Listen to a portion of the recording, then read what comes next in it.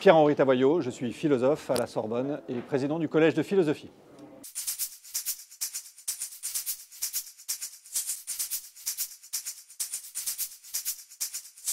Non, c'est impossible. On ne peut pas être libre tout seul, ça n'a aucun sens.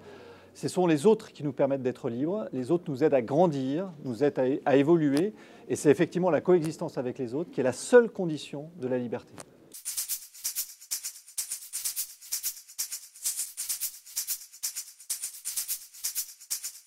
Oui, on peut dire qu'il y a deux modèles qui sont formulés par le mot tolérance et peut-être le mot laïcité dans la coexistence. Alors, pour le formuler, on peut prendre une figure, l'image d'un saloon, soyons aux États-Unis. À l'entrée de ce saloon, il est écrit « Si vous voulez entrer au saloon, laissez votre colt à l'entrée du saloon ». Ça, c'est le modèle français de la laïcité. Quand on rentre dans l'espace public, on abandonne ses croyances, ses identités et on devient quelqu'un qui participe avec les autres et qui échange avec les autres. Le modèle américain, ce serait une autre pancarte. On entre dans la saloon. Si vous voulez entrer dans le saloon, vous pouvez entrer avec votre colt. Mais attention, tous les autres ont un colt, donc faites gaffe. Ça, c'est le modèle du multiculturalisme, de la tolérance.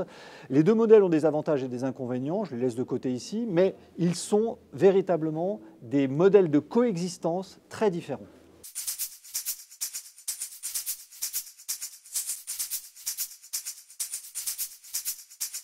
Il y a une phrase de Rousseau qui est dans l'Émile, ou en tout cas l'esprit de la théorie de l'éducation de Rousseau qui est extrêmement forte. Il dit « La liberté est à la fois la condition, l'obstacle et la finalité de l'éducation ».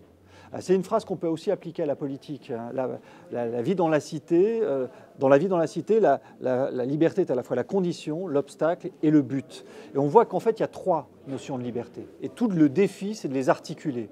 Parce que on n'éduque que des êtres qui sont libres, on n'éduque pas des animaux, des machines.